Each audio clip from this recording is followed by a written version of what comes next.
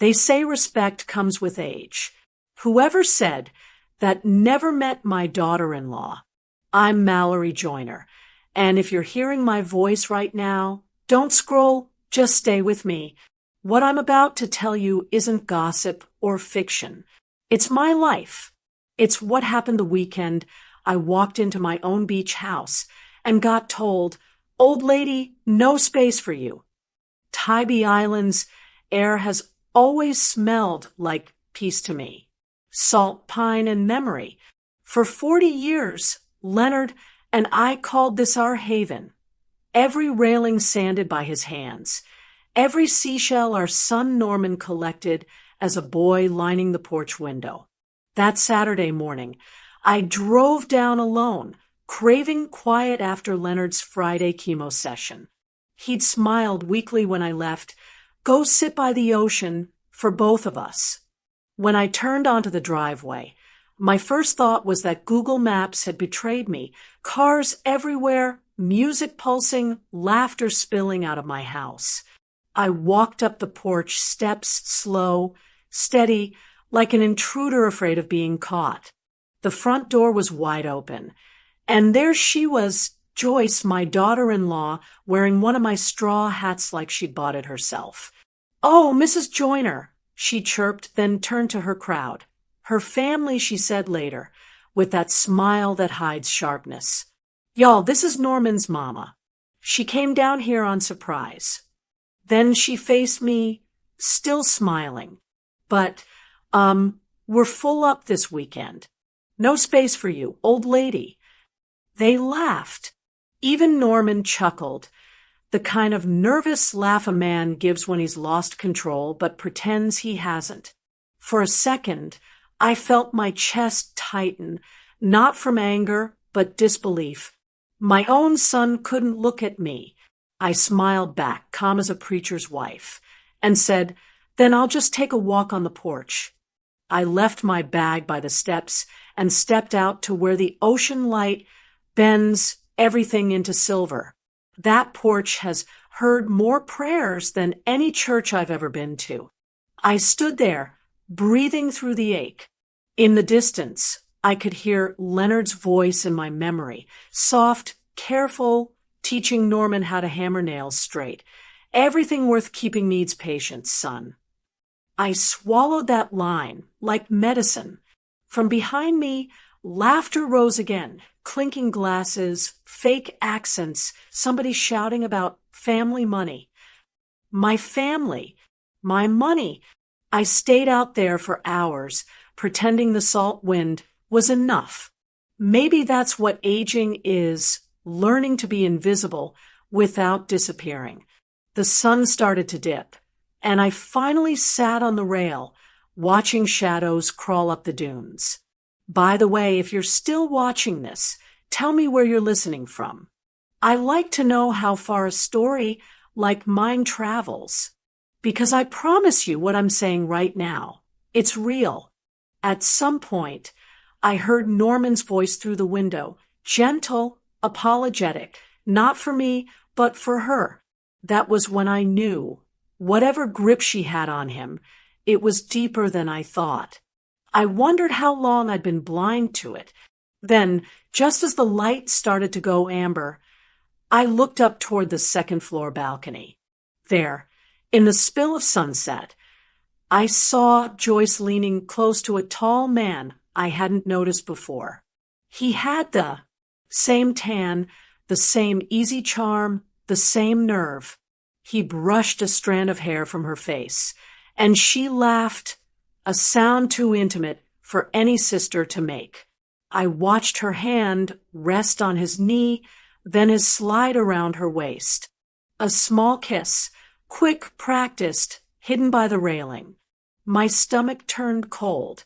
A few minutes later, they came downstairs together. Joyce saw me, blinked. On the console table beneath Leonard's framed chart of coastal birds sat something that didn't belong. Small, brown, functional. A notebook, the pocket kind contractors keep. I knew the shape instantly. I'd watched my husband carry 1,000 like it through 1,000 jobs. This one wasn't his. Leonard numbers his notebooks in block letters on the top edge with a black marker he keeps in the junk drawer.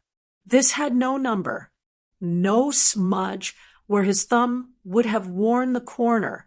I touched it, then pulled back. The front was stamped with a hardware store logo from town. The new place that opened after Leonard got sick. I opened to the first page with the care you give an old book and saw dates from 2 weeks ago, itemized materials, line totals, a phone number I didn't recognize. Tucked inside, stapled crooked, was a receipt. I read the top line once. Then I read it again. Deposit received, keypad lock installation, and exterior access rekey. Under the signature line, authorized by Leonard Joyner. A date that put Leonard in an infusion chair, miles away, hands too tired to lift, much less sign anything. And a signature that looked like a left-handed copy of a man I've loved long enough to catch him in any lie, even the kind someone else draws for him. Somewhere upstairs, a laugh shot through the ceiling, careless and bright. I stood with the contractor's receipt trembling at the edge of my fingertips, breathing shallow, the ocean's hush loud in my ears. The notebook shouldn't have been here. That signature shouldn't have lived on that paper. And the moment I knew it, the hallway felt smaller, like the house itself was leaning in to listen. Night makes a kitchen honest. Ours glowed the color of weak tea. Leonard asleep in his recliner, the pump's soft click counting seconds. I angled my laptop away from him and set my phone face down. The photo I'd taken at dawn pulsed in my pocket like a bad heartbeat. I wasn't hunting for drama. I was hunting for proof a courthouse would respect. I scrolled to a name I hadn't dialed in years, Imani Ford. She used to sit in the front row of my class, neat notes, careful pen. Now she worked at the Chatham County Records office, the kind of place where truth gets stamped by habit. When she answered, her voice carried the same calm I remembered. Miss Joyner, I still owe you for all those recommendation letters. I'm calling in the favor. I said, low, public stuff only. Marriage certificates, business registrations, any assumed names, out-of-state pointers. I need to know if a story I'm telling myself is true. She didn't ask me why at first. That's how you know you've loved a teacher. Full names. Joyce, I said, giving the spelling. And a man she calls Tyler. I don't have a last name for him. Yet, Imani took it down. Said she checked the indexes and promised to look first thing Monday morning and email me whatever she found. When Leonard stirred, I was already closing the laptop. You working late, Mal? He asked without opening his eyes. Church list, I said. Casseroles for Sunday. The lie stuck, but it kept his pulse even. By Monday afternoon, Norman knocked and let himself in like he used to when he was 11 and barefoot. He set a bag of groceries on the counter, milk broth, cut peaches for his father, and then slid a glossy flyer toward me. Joyce asked me to tell you we're busy this week. He said, voice bright as a weather report. Tri-County Realtor intensive. She and her brother Tyler got us passes. Networking. New strategies. You know. He looked around the kitchen like it might approve of him. I picked up the flyer. A hotel ballroom, smiling people with name badges, a slogan in bold, Family Teams, Family Trust. I nodded as if any of it made sense to me. Your father will be glad you came by, I said. He sleeps better when he knows you're in the house. Norman swallowed, shoved his hands in his pockets, then kissed my cheek and left 2 minutes later, the flyer a small flag on my counter. That night, When the house settled and Leonard's breathing evened, I opened the laptop again. An email from Imani waited with the subject line, "Public index results. Next steps." In the body, short sentences like a witness statement. Found active Georgia business registration for Joyce. Variation on surname. Registered agent. Address appears temporary. Multiple out-of-state filings in her prior name. Suggest checking Alabama vital records for marriage indexing. Possible associated alias for Tyler, uncovered via business cross-reference. A link to a public portal blinked like a hallway light. I followed the trail. County sites are all the same, boxy, stubborn, allergic to beauty. I entered spellings until my fingers cramped. I did not think about the balcony or the laugh or how my son had smiled like a man who'd been taught to fold himself small. I thought about stamps and seals and the way truth in ink doesn't care how charming you are. The pump clicked in the living room. I rose to adjust Leonard's blanket. He was pale under the lamplight, mouth parted, a wrinkle in his brow that never smoothed anymore. "Almost done," I whispered, which was true, just not about casseroles.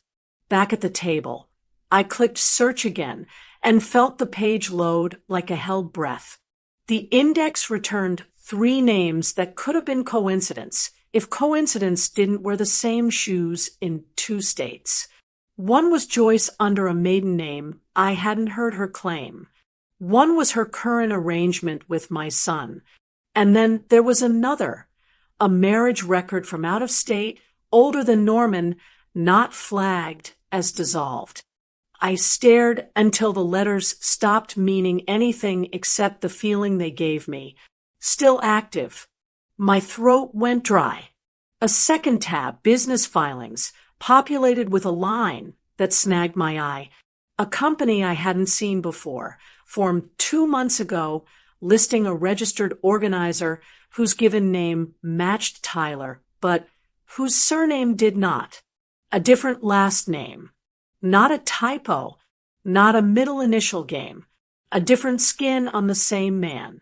In the quiet, the refrigerator hummed, and the clock over the stove stepped through another minute like a metronome. I printed nothing. I took no screenshots. I just stared at the screen until I could say the facts out loud to the only person awake enough to hear them. Joyce is still married. I said to the room, to the lamp, to the steady pump, to myself. And Tyler isn't Tyler. The morning after the searches, the house felt like a church after service. Hushed, chairs still warm. Leonard dozed in the recliner with a blanket over his knees, the pump ticking steady as a metronome. I watched his chest rise, then slipped his hand into mine. He opened one, the stubborn one. "Tell me straight, Mal. I found some things in the records," I said, keeping my voice low. "Names that don't match. Dates that don't end." He let out a breath. "I don't want a war," he whispered. "I want our name kept clean. I'll do it quiet. I promised." His fingers tightened once. Then let sleep take him back. The next morning by 10, I was parked under the live oaks outside Evelyn Carr's office on Bull Street, the windows tall and serious. Evelyn handled Leonard's contracts back when he could spend a whole day on a roof and still make choir rehearsal. She'd always spoken in commas instead of exclamation points, my kind of woman. She rose when I entered, all gray silk and steadiness. "Mallory," she said, "not Mrs. Joyner. You look like a woman who has been listening more than she's been sleeping." "I brought a folder," I said, and set it on the conference table like a tray of weather. Inside, the balcony photo I'd taken, the realtor seminar flyer with Joyce and Tyler circled in my careful red pen, the small contractor's receipt authorizing a lock change in Leonard's name, and printouts of the index hits Imani sent, marriage record there, business filing here, names that lined up until they didn't. Evelyn read without interrupting, her fingertip resting at the edge of each page, as if to keep it from sliding away. When she reached the contractor's receipt, her brow pinched. This signature, she murmured, wouldn't pass a bank teller who wasn't trying to be fooled. I was in the infusion center with him that day. I said he couldn't have signed a receipt, much less arranged a rekey. She nodded, still scanning. And this is the man presented as a brother, she said, tapping the photo. But here, she touched the business filing. He's using a different surname altogether. Imani found that cross-referencing the registered organizer, I said, I don't know the real last name yet. Evelyn closed the folder and folded her hands over it. What do you want, Mallory? Not a scene, I said. Protection. Clarity. Something that doesn't break Leonard. Good, she said. Then we do this the way the river changes ashore. Slow, constant, with patience. Here's my advice. You take this packet to the D.A's Financial Crimes Unit. But before you go, we tighten the net. Right now you have proof of character and proof of curiosity. You need proof of money. I kept my face still. What does that look like? Financial traces, she said. Not full statements. Those require subpoenas. I'm speaking of the paper crumbs you can ethically reach. Notices from a bank about attempted transfers. Emails acknowledging a new payee being added. Vendor invoices routed to unfamiliar LLCs. Anything that shows authorization attempts in Norman's or Leonard's names when they were elsewhere. Keep original envelopes, headers, timestamps. Make a clean list with dates and where each item was found. Norman will think I'm spying. I said, the words sour and true on my tongue. Evelyn tilted her head. Norman will think what he needs to so he can keep breathing. Your job is to keep him from drowning. Tell him what you must, not what you can. I looked down at my hands. The gold band had carved a pale ring into the skin beneath, like memory you can't tan over. If I go to the D. I said, it becomes real in a way I can't unring. It's already real, she said gently. What you're doing is choosing to leave footprints where law can find them. Silence collected between us, soft and attentive.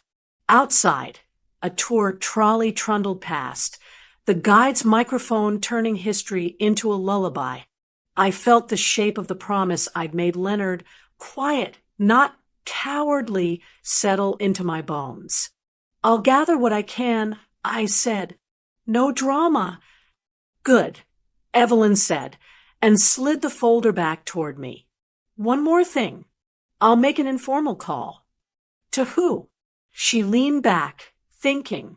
The D.A's office flagged a pattern last month. She said slowly, shell company filings, identity switches, relationship ties used to pry open accounts. It crossed state lines. The descriptors, she tapped the seminar flyer with a lacquered nail, then the business filing, then the photo, 3 soft clicks like a code. Let's just say your names rhyme with what they're already watching. I felt the skin at my wrist sting like I'd walked into cold ocean. I mean, she said, voice even, someone very much like Joyce and someone very much like Tyler is already on their radar.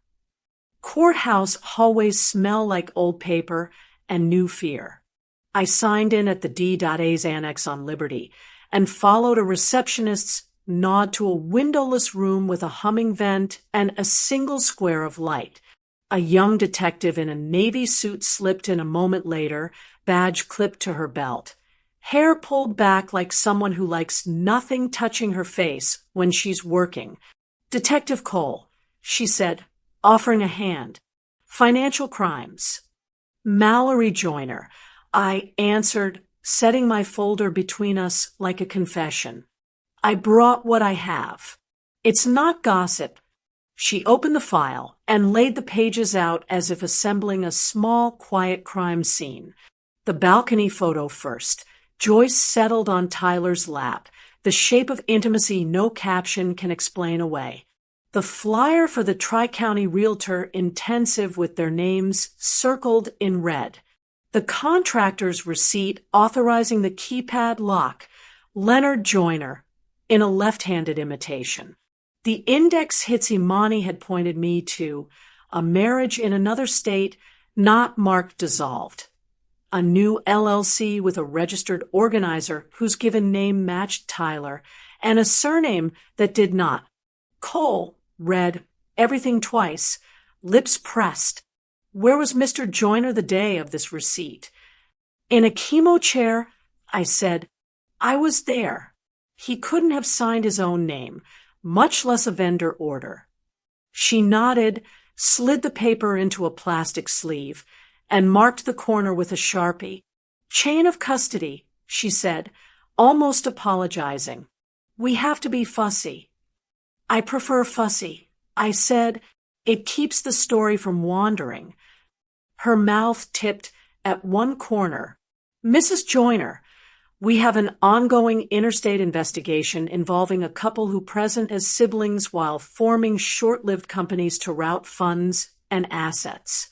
We've been watching shelf filings that bloom and die inside 3 months, power of attorney attempts that pop up around family emergencies, and identity switches that hitchhike on romance. Your names, Joyce and Tyler, aren't on my board, but their shadows are." I felt my heartbeat step up to the humming vent. "If my folder fits your board," I said, "I want it nailed there properly." "It might," she said, "but we have to prove money, not just moments. Your lawyer's right.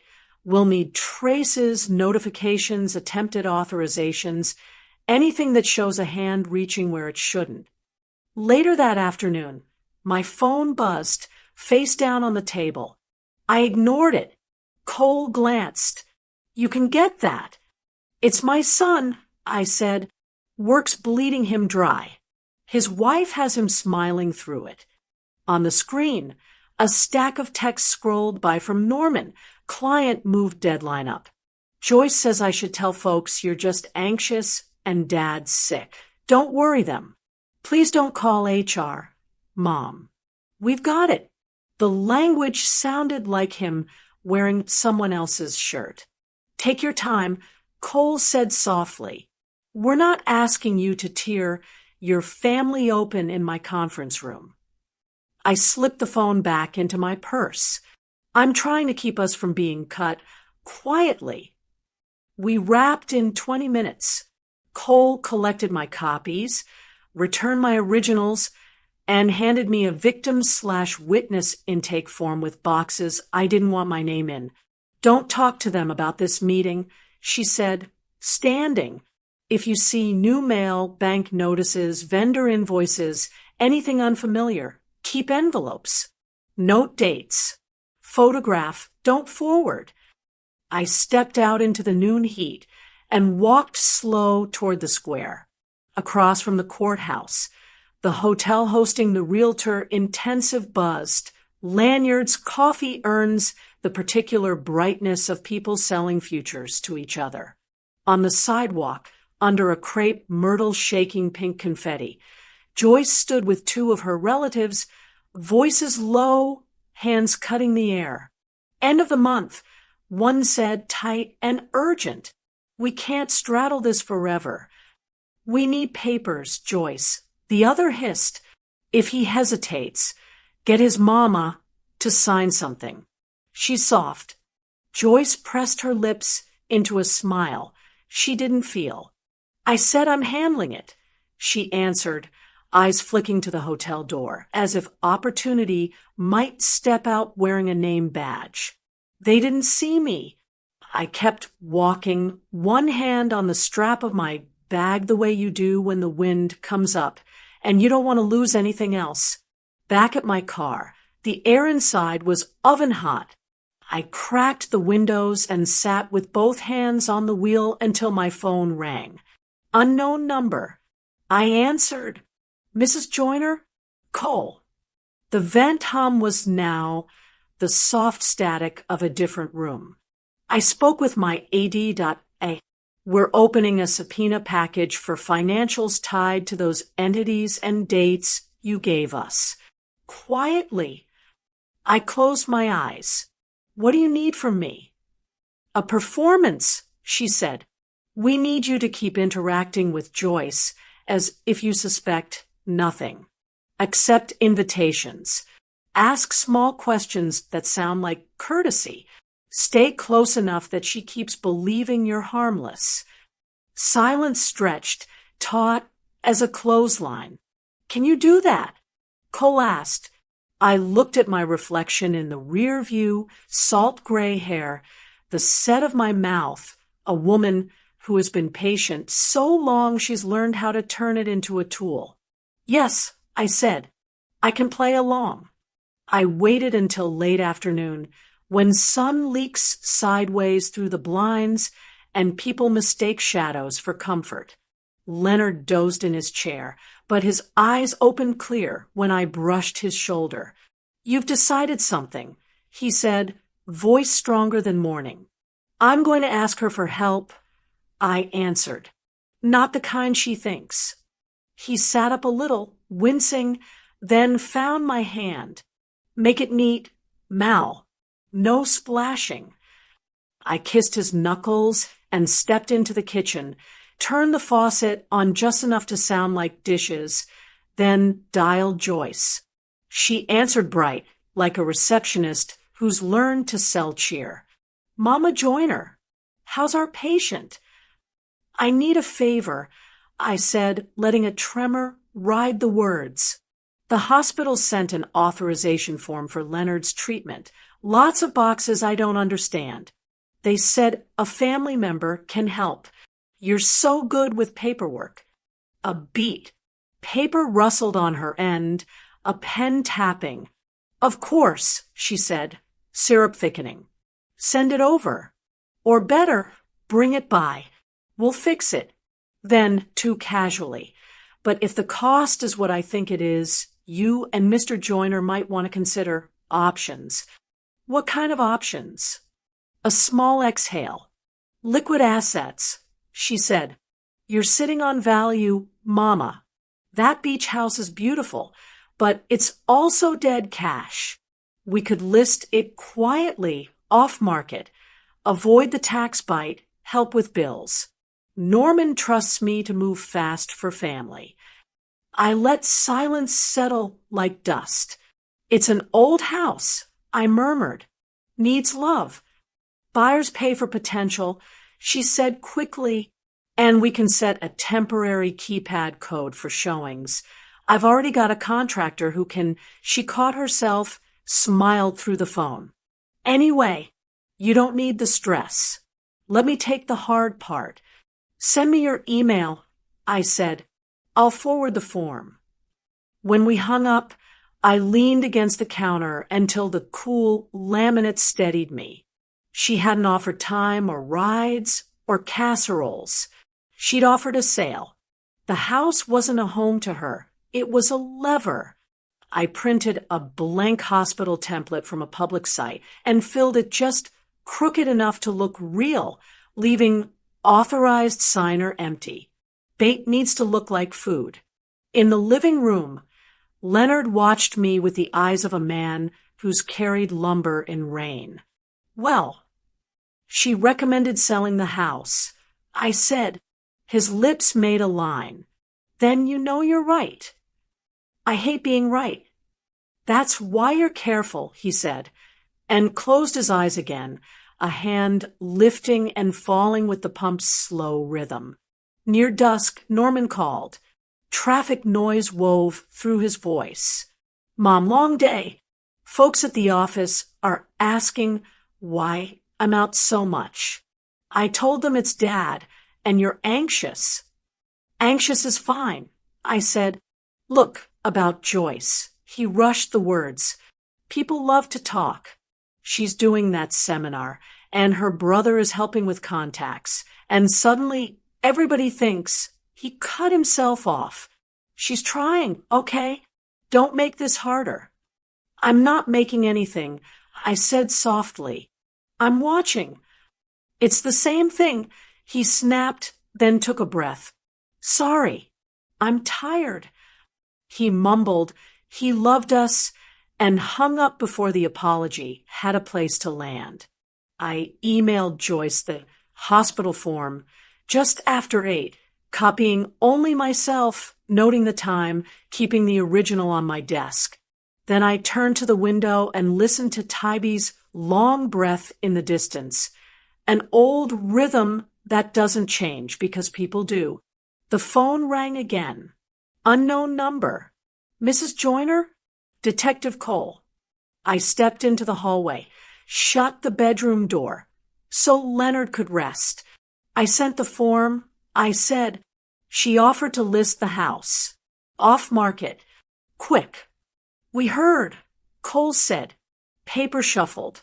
I pictured that windowless room, those plastic sleeves. I wanted you to know we placed preliminary holds with 2 banks this week. We needed your timeline to justify the timing. A pause. The sound of a keyboard. 5 minutes ago, a transfer request hit one of Norman's accounts. It's formatted as a hospital-related payment, but the destination is a new LLC that matches the organizer's surname we talked about. It's a draft, not posted yet. We froze it. I gripped the phone tighter. In Norman's name? Submitted under his profile. She said, but the routing is creative. How much? Enough to pretend it solves a problem, she said. Not enough to set off alarms for most people. I looked at the closed door, the outline of Leonard's chair shadowed on the floor. My breath came slow. What do you need me to do next? For now, nothing loud, Cole said. We'll serve the paperwork for the subpoena in the morning. Keep your posture, keep your story, and keep talking to Joyce. The call clicked off. I stood in the dark hallway, phone warm in my hand, listening to the hum of the house and the faint, ceaseless pull of the tide. Morning light spilled across the kitchen table where my son, Norman, sat frowning at his phone as if the screen had insulted him. A low chime sounded again, the 4th one that hour. He scrolled through the alerts. Authorization complete. Transfer confirmation. Wire processed. Numbers too big to ignore.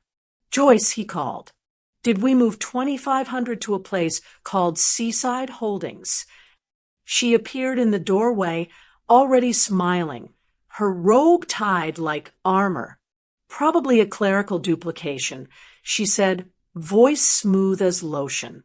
You know how automated banking is now.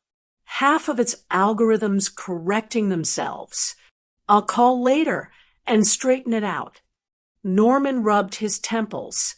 But why does it say approved by Norman Joyner? I didn't sign anything. Joyce crossed to him and kissed his forehead. Sweetheart, you're exhausted. These companies use e-sign for everything. Maybe you tapped something without realizing. Don't stress yourself. The last thing we need is drama on top of your mom's nerves. The phrase landed like a small bruise. She moved away before he could answer, her phone already pressed to her ear, laughter rehearsed for whoever was on the other end. Across town, I walked the garden path with a manila envelope under my arm. I had written return to sender in neat block letters, slid a legal notice, a fake query for property tax verification. Inside, then dropped it into the joiner's mailbox. The purpose wasn't deception, it was evidence. When the post office logged delivery, it would show who retrieved it. A simple way to make a paper trail where one hadn't existed. I stepped back and watched the flag on the box glint in the sun, the small red triangle now a part of my plan. The act felt ridiculous and brilliant all at once, something my younger self would have scolded me for, something my older self finally understood. The next morning, my phone rang. "Miss Joyner, it's Carlene from the Tybee duplex. You remember I rented it 5 years ago?" I smiled faintly. "Of course, dear. How's your new place?" "That's actually why I'm calling. A woman came by asking if the property was up for lease again. Pretty lady said she worked with your family. Her name was Joyce. She even mentioned your son, said you were ready to transition some assets for health reasons." The world seemed to tilt. "Did she leave anything?" "A card," Carlene said she could have new tenants in within a week. I thanked her, hung up, and sat on the porch swing. The air tasted metallic, like a storm waiting for its cue. I noted the date and time in my small notebook, then folded the page with care. Every call, every whisper, every document, I was building something heavy enough for law to hold. Inside, Leonard stirred from his chair. "Mal." His voice was thinner these days, like paper that's been folded too many times. "I'm here." He managed a weak smile. "You've been busy." "Just keeping track," I said. He nodded, eyes clearer than they'd been in weeks. "Don't let them take your peace along with the property." That single sentence rooted me again. For the first time in days, I felt my fear narrow into focus. Less panic, more direction. Evening came with cicadas tuning their tiny engines. My phone vibrated once, then again. I expected Norman's number, but the caller ID read Detective Cole. I stepped inside before answering. "Mrs. Joyner, quick update," Cole said. Paper rustled in the background. "Our financial crimes analyst flagged something this afternoon. A transfer request submitted in your son's name. Looked like payroll processing, but routing led to an LLC tied directly to Joyce's alias. We intercepted before it cleared." I leaned against the kitchen counter, hand gripping the edge. "So it's starting." "Exactly," Cole said. "To move this from civil irregularity to criminal fraud, we'll need your sworn affidavit. We'll schedule it quietly. For now, keep everything looking ordinary." "Ordinary," I repeated, glancing out the window at the mailbox flag lowering in the dusk. Cole paused. "You all right, ma'am?" "I'm fine," I said, my voice calm, deliberate, just watching the seeds fall exactly where they're supposed to. Outside, the last light bled across the yard, red as the flag I'd raised that morning, my proof that something was finally taking root. By the time the subpoena ink dried, the story stopped being mine alone and started speaking in other people's handwriting. Detective Cole called it pattern recognition, but what she meant was this. Once banks coughed up metadata, names that weren't names kept appearing inside boxes that were supposed to hold trust. LLCs with seashell titles, Seaside Holdings, Barrier Key Partners, Low Tide Ventures, bloomed and withered within a single quarter, all sharing the same rented mailbox and a registered agent who signed like a person trying on gloves. The filings lined up like fence posts from Georgia to Alabama to North Carolina, marry, siphon, vanish, and then start again with a new alias the way tourists trade sunglasses on the boardwalk. Cole walked me through it slowly in her windowless room, papers in plastic sleeves, like butterflies no one should touch. "Here," she said, tapping an e-sign authorization stamp from Hotel Wi-Fi the weekend of that realtor intensive. "Here," a vendor invoice routed to a shell with Tyler's given name and a different surname we now knew to search. "And here, a note on a prior case where a woman with Joyce's maiden name opened joint credit with a husband who later reported he'd never seen the card." None of it sang alone, but together it hummed the same low note, a life built on temporary doors. While law turned the crank, life kept its petty schedule. Norman's clients started getting cold, calls they didn't recognize. "We're merging accounts." A voice told one of his oldest couples, "New routing for better protection," and the man almost read out his number before suspicion saved him. He called Norman. Norman called Joyce. Joyce called the caller, a jealous competitor, and told Norman to stay off the gossip. One client, the same couple who'd called earlier, couldn't reach Norman and called me instead because people still think mothers can pick up adult sons like dropped keys. I took down the time, the number displayed, the exact language used, and I gave it all to Cole, whose pencil never once lost its point. Joyce, meanwhile, learned the other trick people use when storms gather: public weeping. It happened after church on a Sunday, when the magnolias were showing off, and even the air felt dressed up. In the courtyard, she folded herself into Norman's chest and sobbed loud enough for the Oaks to listen. "I'm trying so hard," she said for the crowd. "Your mother thinks the worst of me." Someone's phone lifted, not mine, and the angle caught the glint of her wedding band, and the exact place where tears didn't touch her neck. She apologized for miscommunications, promised to step back from business so Norman could focus on family, and pressed a tissue into his hand like a white flag. He kissed her hair. Gentleman that he is, the pew ladies hummed sympathy, and I stood 5 paces away, counting the beats between each sob and the way her breath steadied when no one watched. That night, I sat at the kitchen table with Leonard dozing in his chair and laid out our household paper like a map. I kept a ledger of what had arrived without being asked: a flyer from a title company we'd never used, a pre-approval letter for a line of credit we did not need, a postcard promising fast closings for loved ones in transition. I wrote dates and envelope colors because juries remember pictures, not speeches. Norman texted that he was staying late to clean up noise. I typed back a heart and nothing else because sometimes love is leaving a man a place to breathe.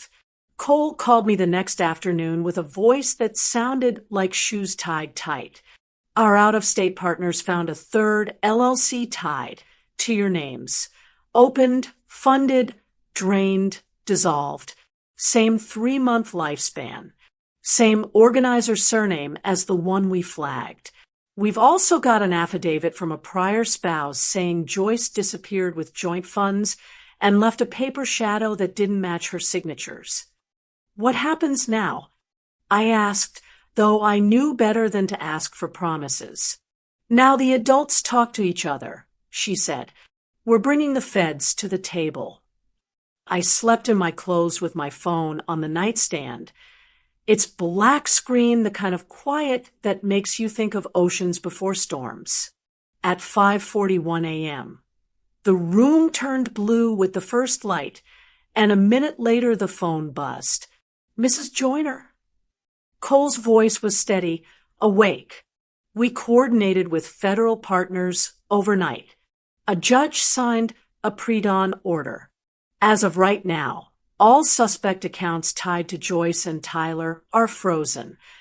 The headline slid across my phone like a chill. "Fraud sweep tide TO multi-state ring. Accounts frozen." No names, just language that makes people look at each other differently in the grocery line.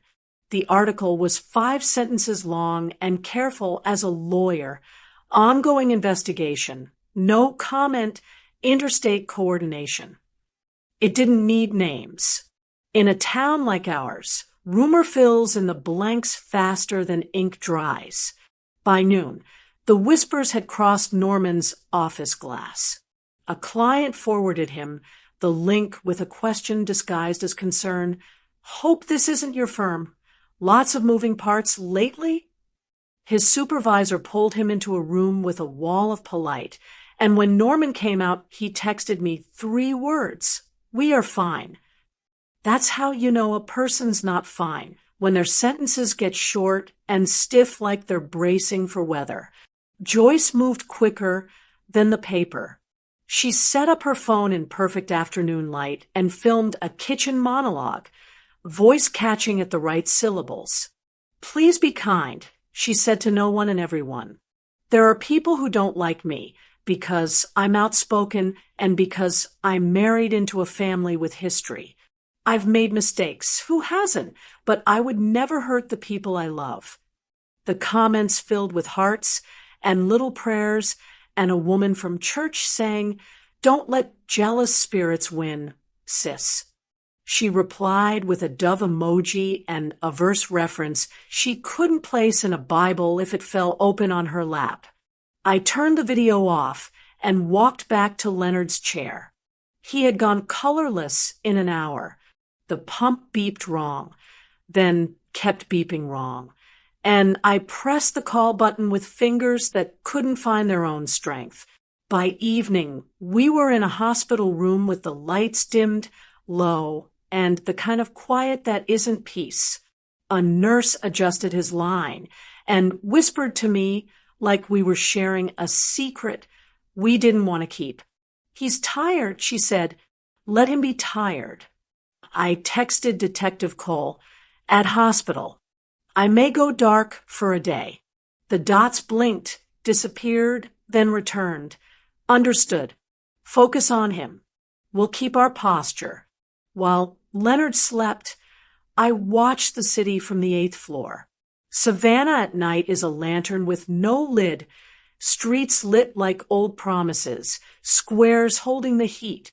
My phone buzzed every few minutes with people sending casserole offers they were never going to cook and questions they wanted me to answer with someone else's name. I set the phone face down and listened to the oxygen hiss, a sound you remember later in places where you shouldn't. By morning, the rumors had grown legs. Norman's clients called his cell to confirm account merges he hadn't authorized. And when he said no, they said they'd already talked to the woman from your team. He walked into the break room and found 2 colleagues reading the same nameless article, pretending not to. They told him to take time, be with family, and he heard liability under compassion. He forwarded me nothing. I felt it anyway, like a draft under a door. Joyce staged another scene after work, this time outside the church steps where the brick makes everyone's eyes look wetter. She folded into Norman's chest and cried in a way that photographed well. "I'm sorry for the misunderstandings," she told the Air. "I'm stepping back from business so my husband can focus on his parents." Someone clapped. Someone else filmed. Norman pecked her temple, gentleman still, and I counted the breaths between sobs the way I count waves to keep from drowning. Near dusk, my phone lit with a number I'd saved without a name. Watch the public records portal at 6. The text read. No signature, but I knew the cadence. A person who doesn't waste syllables when the room has ears. At 6:03, a link appeared on a local open records forum, a clean scan of articles of organization for a newborn company with a sunny name I'd never heard. The formation date was recent enough to still smell like toner. My eyes slid to the registered office line. An address sat there ordinary as a grocery receipt. I read it once, then again. It wasn't ours. It wasn't Savannah. It was an out-of-state address I had seen on a postcard months ago. The return label from a place Joyce swore was just a short-term stay. The street, the unit number, the city, every piece fit like a key you don't want to own. I stared at the screen until the room went quiet around the beeping and the hiss and the tired, and I understood what the leak wanted me to do: recognize the address, remember who used it, and feel the web finally show one of its knots. Hospitals make every hallway sound like a confession. I asked Norman to meet me in the family room off the 8th floor, vending machines humming, a TV on mute, a view of rooftops the color of old coins. I set a manila folder on the table and didn't touch it yet. Before you say anything, I told him, this isn't about opinion. He sat stiff, tie loosened but not enough. Mom, I've got 15 minutes. I slid the first page across. A certified marriage certificate from out of state, the one Joyce signed years before she ever met him. Groom, Tyler, not the surname he uses now. Date, bold. Status, active. Norman looked once and flinched like I'd turned on a light. She told me that was annulled. Then she can show you the order. I said, I looked. It isn't there. I placed the second sheet. A printout of wire transfer alerts, amounts small enough to look like housekeeping routed to Seaside Holdings and Barrier Key Partners, each tied to a profile where Joyce is controller or payee. The times lined up with workdays Norman couldn't place. He set his jaw. These are drafts, Mom. Banks make errors. Errors don't select the same beneficiary 3 states away. I put down the third item. A screen capture forwarded by one of his older clients, the couple who call me when they can't reach him. The text read, tell Noel to approve the merge link before the close of business. The number matched the organizer line for Tyler's shell. Noel, I said, not Norman. He rubbed his eyes hard. People use nicknames. Do they use other husbands' names? I asked, keeping my voice level. Or was Noel what she called the man before you?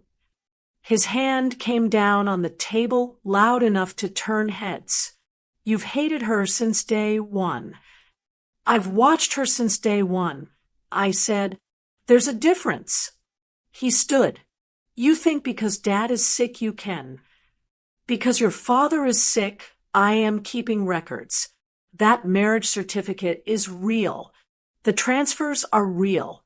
The messages are real. Something in him buckled and lashed at the same time. You went to the police, didn't you? He said, color rising in his neck. You went around me.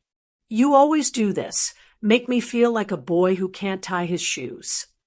I let the words land. I went to protect our name. And you?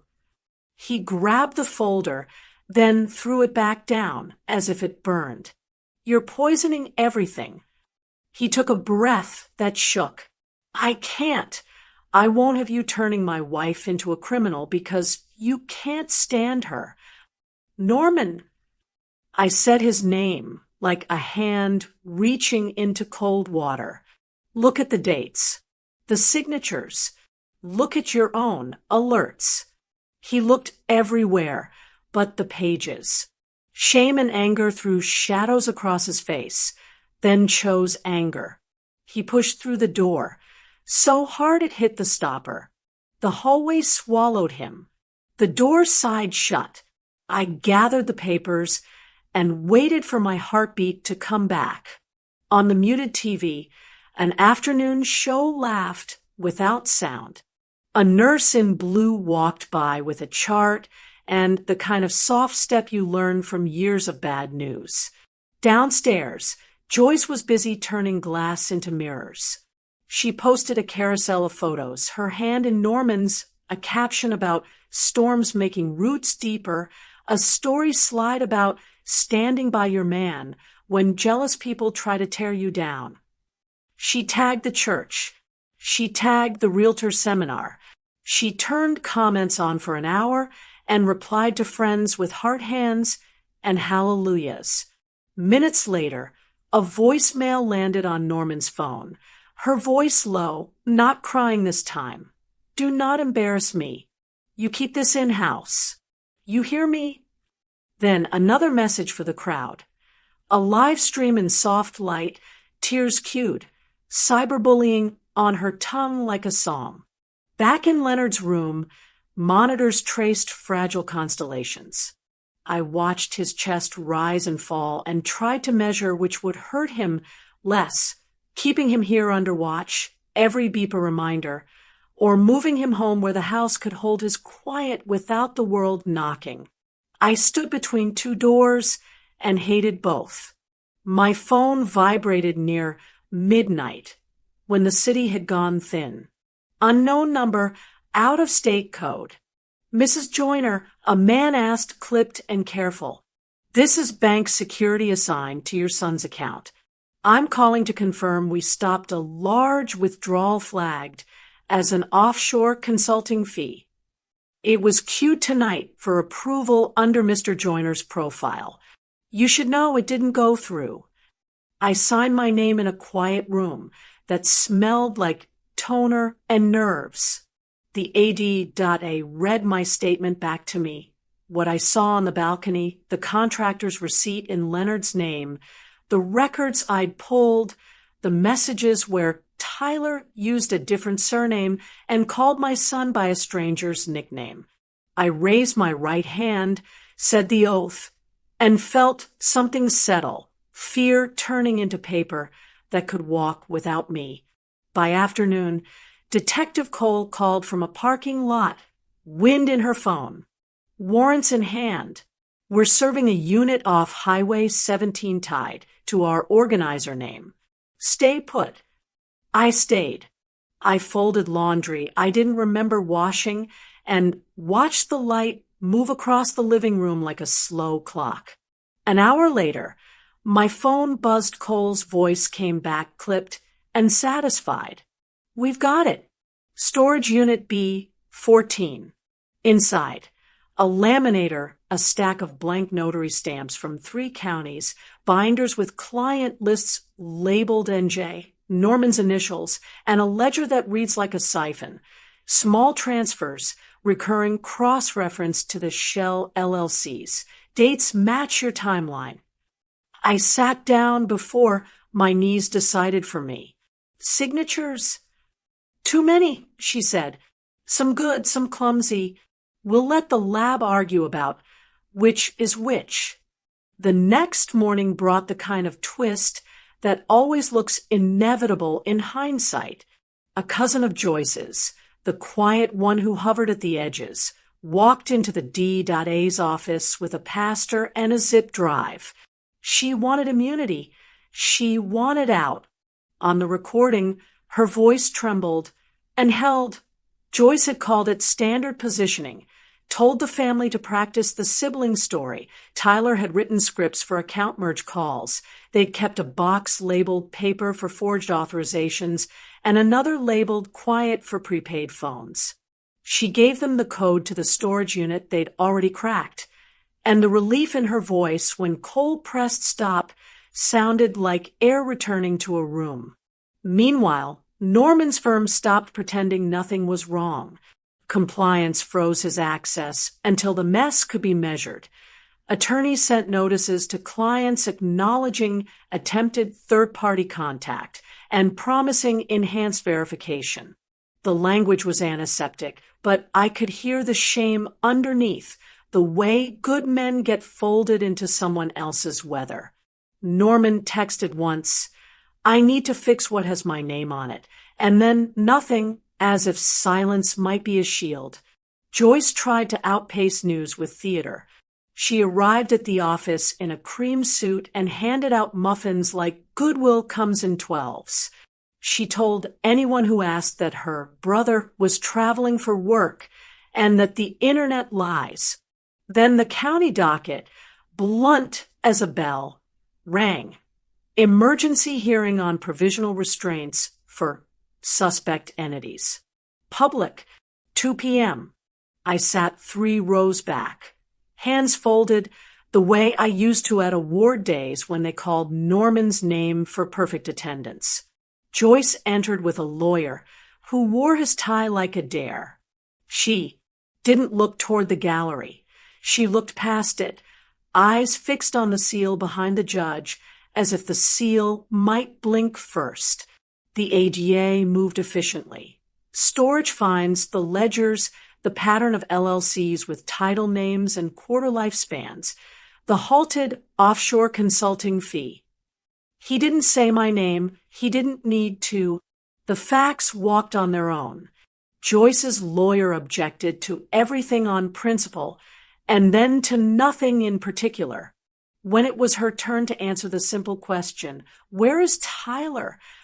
she swallowed and arranged her face like a photograph. "I don't know," she said. "We aren't close. He travels." I'm as shocked as anyone. The judge's pen made a slow circle on his pad. "Counsel, your client has represented this man as her sibling in business settings. If she does not know his whereabouts, I suggest she learn them promptly." Her gaze flicked to the door, quick as a flinch. It told me more than her mouth ever would. The order came swift and spare. Temporary restraints upheld, no movement of funds, no disposal of assets, compliance with subpoenas continued. The gavel made a sound that felt like a nail going home. In the corridor, people talked to the walls so they wouldn't talk to each other. I stood by a water fountain and let the cold bite my lip. Cole slid past, eyes on her phone, and murmured just enough for one person to hear. "Tyler's off the map. No cards, no calls, no cameras. She says she doesn't know where he is." I nodded once, the air in my throat sharp as winter. Missing isn't proof of innocence. Sometimes it's the first honest thing a liar does. The courthouse smelled like dust and headlines. Morning light knifed through the blinds in narrow stripes, cutting the air between hope and humiliation. I sat 2 benches back while Joyce whispered to her lawyer, one of those men who polishes his glasses more than he speaks. Across the aisle, Norman leaned forward, elbows on his knees, face hollowed by disbelief. The clerk called names. State versus Joyce Elaine Joyner. The sound made the pew creak. Cameras clicked like gnats. Detective Cole slid into the seat beside me, a folder under her arm. Phone records came in overnight. She murmured. She and Tyler weren't subtle. She flipped open a page just enough for me to glimpse the highlight strokes, strings of texts between J and T that read like bad stage code. Keys copied. Check initials. Uses doc folder for form. Ship funds under new branch name. One even said, "Old lady suspicious. Delay her until Monday." Those are her messages? I asked. "Subpoenaed and verified," Cole said. "The timestamps match every forged signature you brought us. It's airtight." At the prosecution table, the assistant deed a stacked exhibits like building blocks of ruin. The ledger from the storage unit, screenshots of bank authorizations, the false power of attorney draft with Norman's name half misspelled. The words sounded sterile when the clerk read them, but each was a stone laid on a grave of someone's trust. When Tyler's indictment was read, wire fraud, identity theft, conspiracy across state lines, the air changed. The judge's gavel hit once, not loud but final, and a murmur rippled through the gallery. Joyce blinked fast, calculating where the sympathy might still live. Her attorney placed a hand on her wrist, a signal to stay still, but she was already leaning toward the microphone. "Your Honor," she said, voice trembling like practiced glass, I didn't know he was married. I didn't know about the documents. Cole scribbled beside me. Accessory line incoming. She whispered. Sure enough, the D. arose, reading aloud the call logs Joyce swore didn't exist, 15-minute blocks at 2 a.m., routing through disposable phones. Each one ended the same way. Data upload complete. When the judge asked for her plea, Joyce hesitated just long enough for the cameras to lean closer. Not guilty, she said, then glanced at Norman like a gambler begging for a card that won't come. Norman's face was paper. His lips moved, maybe a prayer, maybe a curse. The clerk called for order. I didn't notice Leonard stir until his hand found mine. He'd insisted on coming even in his wheelchair, pale but proud, the oxygen tank hissing softly behind him. You kept him safe, he whispered, voice small but steady. Whatever comes now, remember that. I nodded, feeling the weight of months ease for half a heartbeat. The rest of the room blurred into color and sound.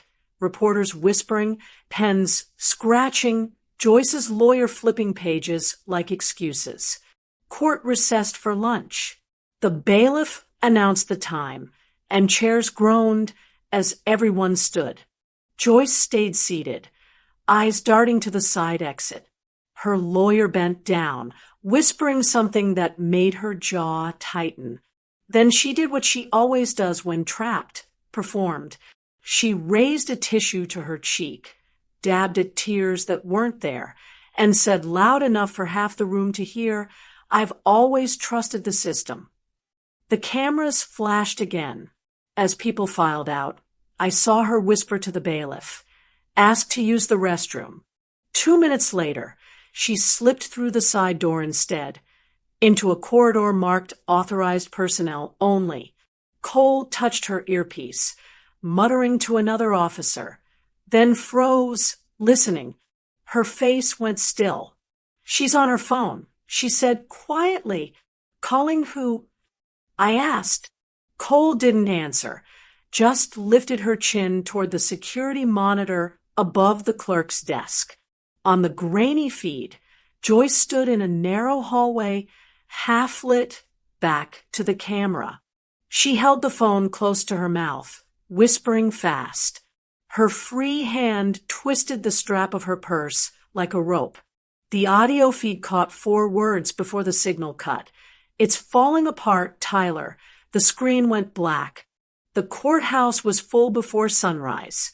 News vans lined the curb, their satellite dishes turning like vultures, searching for scent. Savannah hadn't seen this kind of spectacle since the flood years. People queued with coffee cups and gossip, whispering about the real estate queen who turned out to be a thief. I sat in the second row, Leonard beside me in his wheelchair, a blanket over his knees, eyes sharp as if the medicine hadn't touched him. When Joyce entered, the murmur shifted into the hush reserved for funerals and celebrity trials.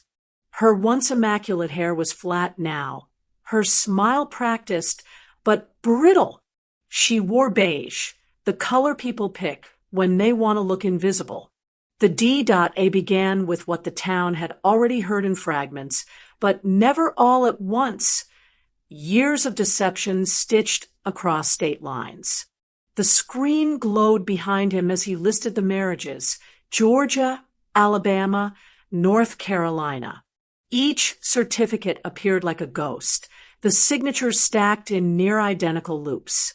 Each new husband followed a pattern, he said, quick trust, shared accounts, then systematic withdrawals under temporary corporate names. He clicked to the next slide. Power of attorney attempts forged in shaky cursive, dated the week Leonard entered chemo. She knew what she was doing. The prosecutor said evenly. Every fake signature carried precision. Every form mirrored the one before it. Fraud disguised as family. Then came the financial trails, the shell companies, the transfers in Norman's name, The bank alerts his mother caught before the system could. The room pulsed with quiet disbelief. When Norman's name was called, I wanted to stand and tell them not to make him relive it. But he walked steady to the witness stand, shoulders tight, eyes fixed on the floor. He raised his right hand, swore, and sat. His voice cracked once, then steadied. I loved her, he said simply. She made me believe I was building something. Every time Mom asked questions, I thought she was jealous. Turns out she was saving me.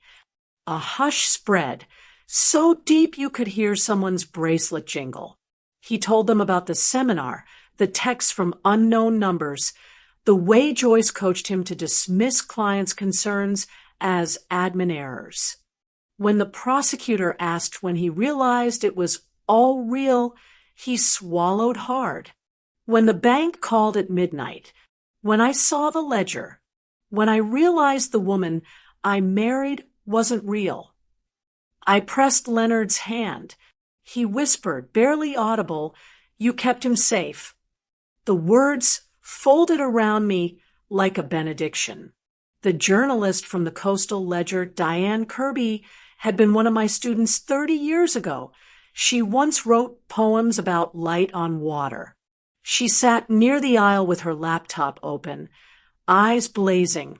That night her column went live, How an Old Teacher Saved a Town's Good Name. It wasn't about me. It was about truth surviving the people who tried to sell it. The comments poured in, clients of Norman's firm thanking him for integrity, neighbors sending casseroles they might actually cook this time. Joyce's lawyer tried to spin sympathy, painting her as a woman under Tyler's manipulation. But the evidence didn't bend. The coded messages, the bank receipts, the audio confession from her cousin, all threads that tied into one rope she'd wrapped around her own ambition. When it was her turn to speak, she looked out at the crowd, then at me. "You think you're better because you're old and quiet," she said, voice rising. "You built your life on pity. I just played smarter." The judge tapped his gavel once. "Mrs. Joyner, you'll confine remarks to the court." Her shoulders dropped. And for the first time since that beach house porch, I saw the truth in her posture, someone who thought charm was armor until it cracked. By afternoon, the judge ordered pretrial detention and restitution hearings to follow. Given the scale of deceit, he said, the court sees fit to ensure the victim's peace before liberty. As marshals escorted Joyce out, her so-called relatives turned their faces away, one by one. The same mouths that once laughed at me on my own porch now whispered excuses to reporters. The door shut behind her, metal catching light like judgment. Leonard's hand found mine again. "It's done," he asked. "Not yet," I said, but the mask finally fell. Outside, the air smelled of magnolia and rain, and for the first time in months, I felt like breathing didn't need courage. The storm that followed the verdict wasn't loud. It was paperwork. License suspensions, civil suits, criminal indictments, each served with the precision of law and the mercy of none. The news anchors said Joyce Joyner like it was a brand recall, their voices clipped between weather updates. The DA's office posted the docket online. Restitution claims, property freezes, subpoenas renewed. There were no headlines about vengeance, just consequence written in font size 12. People expected me to celebrate, to gloat. But revenge, when it comes through the front door wearing a badge, doesn't need applause. It needs order. So I did what I've always done. I organized. I opened a folder titled Client Restorations, listed every name Joyce had touched through Norman's firm, and began calling. "Mrs. Latimer, this is Mallory Joyner." "Yes, Norman's mother." "No, you weren't foolish. You were trusting." I kept my voice warm, not pitying. Some cried. Some cursed. A few offered to send pies they didn't have time to bake. I told each one the same thing Leonard used to tell his crew after storms. We'll rebuild from the studs. Norman came home 3 weeks later, gaunt but steady. He pulled into the Tybee Beach house driveway with a single duffel and no explanation. When I opened the door, the smell of salt hit both of us, old and familiar. "It's still ours?" he asked quietly. "It always was," I said. He stayed. At first, he spoke little, just fixed the porch railing, scrubbed the mildew off the north shutters, and sat long hours facing the water. Healing, I learned, doesn't announce itself. It moves like tide water under the sand, slow but sure. Leonard's health waned the same month the courts called Joyce back for her civil depositions. We'd moved a cot near the window so he could watch the gulls.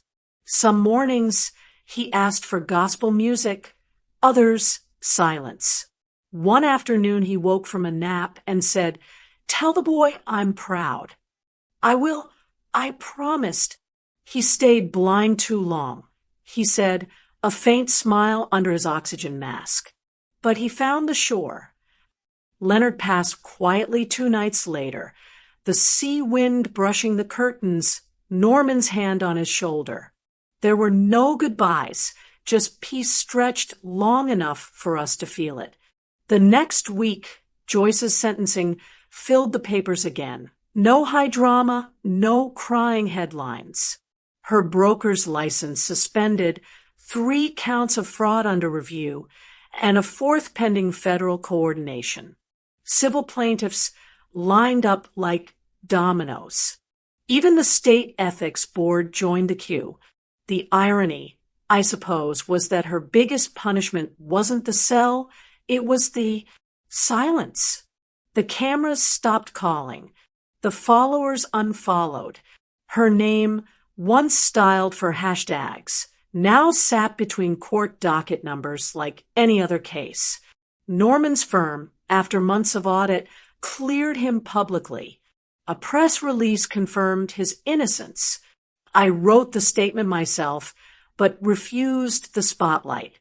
Instead, I volunteered Leonard's old colleagues, architects, contractors, church trustees, to vouch for Norman's integrity in formal affidavits. Their signatures carried weight more than any headline could. I spent my mornings helping clients reclaim their records, showing them where to find notary numbers, how to verify titles, which boxes to tick for relief funds. It wasn't vengeance. It was cleanup. Justice without gloating. One evening, I sat on the porch, wrapped in Leonard's old cardigan, the one still smelling faintly of sawdust and peppermint. The tide hummed its soft rhythm. Norman was inside sorting through his father's tools, the soft clang of metal on wood drifting out like punctuation. A sound pulled my eyes toward the dunes. Gravel shifting, deliberate but uncertain. A figure stood near the gate where the hydrangeas lean. Joyce, thinner, smaller, her hair tied back under a hood. Word had already reached me. She'd been released on narrow bail pending appeal, ankle monitor, and all.